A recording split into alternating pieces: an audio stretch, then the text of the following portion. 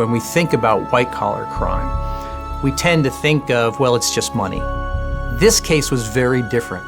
In fact, this case was very similar to the impact that violent crime has on victims.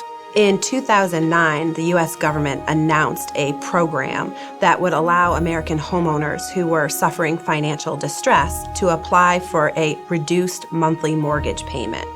And so SunTrust Mortgage solicited its customers to apply for the HAMP program. A lot of these people thought, okay, I want to take a shot with this because I really want to stay in my house. Homeowners who came into the program ended up being strung along for months and in some cases years. Some of the victims saw an obliteration of their credit scores. Some of the victims actually had their homes improperly foreclosed upon. We talked to victims who experienced divorce because the financial stress was so intense that their relationship simply couldn't survive it. It was not long after we started to talk to a variety of victims that we realized how many people had been hurt and how serious that damage was for so many of them. We uncovered evidence that SunTrust knew that the representations it was making to its customers could not possibly be true.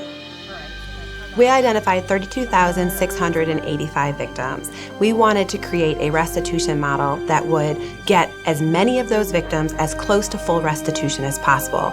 We convinced SunTrust to take a step forward and recognize that what they had done was wrong.